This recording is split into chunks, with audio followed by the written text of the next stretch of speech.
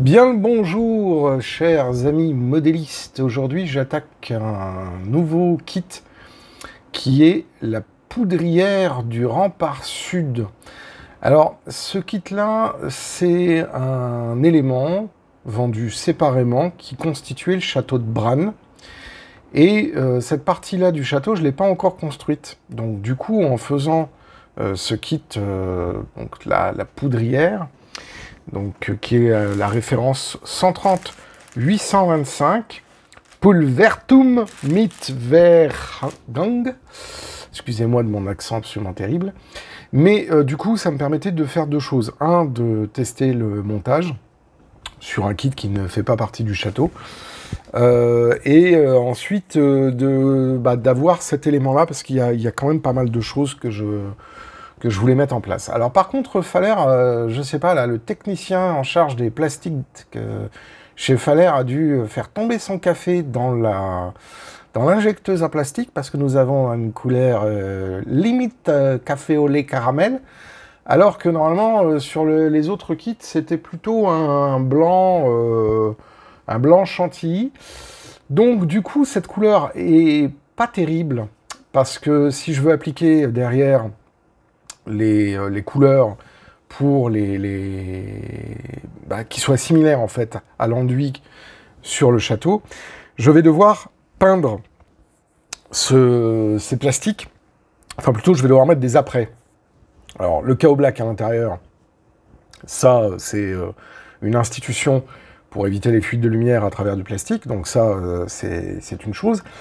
Mais par contre à l'extérieur, je vais devoir passer un apprêt blanc pour annuler la couleur café crème ou caramel au choix, et donc reprendre l'intégralité de la peinture extérieure du kit avec sur une base blanche, ce qui me permettra du coup de montrer mon enduit rose comme le reste des bâtiments du château.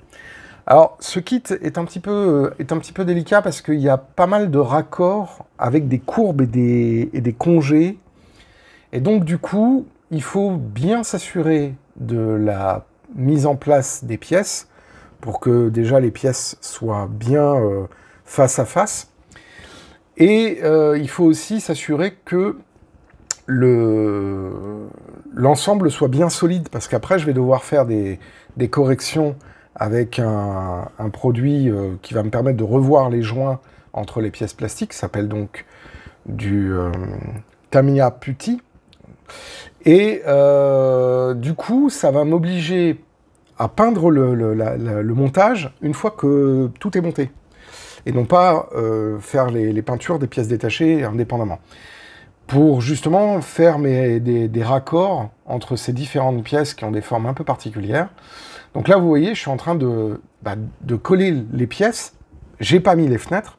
J'ai pas mis les détails au niveau du montage, j'ai simplement monté la structure pour pouvoir me permettre d'avoir ce bloc que je vais ensuite, après, apprêter en noir sur l'intérieur, en blanc sur l'extérieur, et ensuite, après, peindre. Mais avant de peindre, une fois que les pièces là vont être bien sèches, je vais appliquer du Tamiya Putty sur les jointures, parce que là, on voit que les jointures, elles sont très visibles.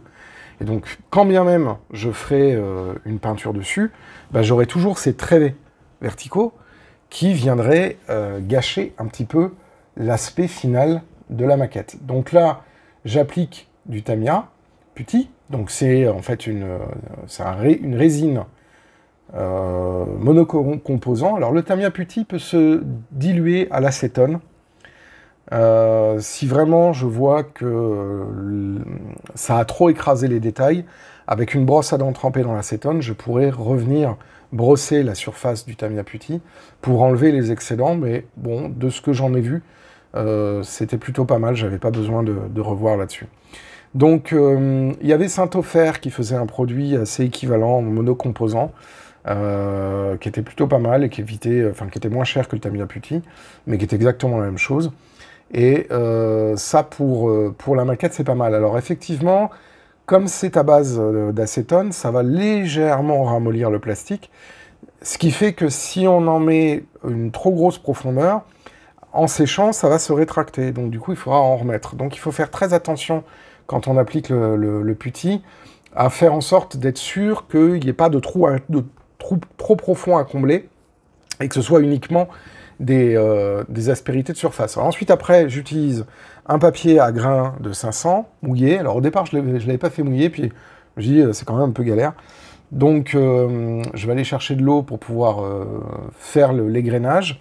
Et là, bah, l'objectif, ça va être de reprendre voilà, la forme et de noyer, en fait, la jointure dans la forme finale. Et donc, on va oublier, en fait, ce trait vertical lié au collage des deux pièces pour avoir une forme qui va être beaucoup plus complexe. Mais effectivement, le fait d'appliquer le Tamiya Putty va obliger de toute façon à repeindre la maquette. Alors comme j'en avais l'intention, ce n'est pas vraiment un problème pour moi, mais effectivement, c'est une chose à prendre en considération quand on fait une modification de cet ordre-là sur une maquette plastique, c'est que de toute façon, il va falloir passer un après pour uniformiser la surface, puis ensuite peindre la pièce. Donc moi, c'était ce que je pensais faire. Donc du coup, le fait de passer un après blanc pour annuler cette couleur café au lait qui, moi, me plaît pas du tout, et ben du coup, je pouvais mettre du putty sans aucun problème, parce qu'effectivement, la couleur café au lait n'était pas obligatoire d'être gardée. Donc, partant de ce principe-là, c'était quand même beaucoup plus simple pour moi de faire la modification. Donc vous voyez, là j'égrène, on fait bien attention aussi à égrener en faisant des cercles, un maximum pour éviter de rayer le plastique et donc recréer artificiellement des lignes du haut vers le bas au niveau du bâtiment. Là, on s'arrange aussi pour faire en sorte que on vienne limiter en fait l'effet d'escalier qu'il pourrait y avoir entre les deux pièces. Parce que le Tamiya Putty sert aussi à ça, à combler définitivement le gap. Donc ça, c'est une étape sur laquelle il faut être assez précautionneux. Il ne faut pas appuyer comme un bourrin. Il ne faut pas hésiter à mouiller, sécher, mouiller, sécher, mouiller, sécher, pour pouvoir se permettre d'avoir une bonne visibilité en enlevant tout ce qui a été égrené, en fait, et recommencer assez régulièrement avec donc, ce papier de verre très fin.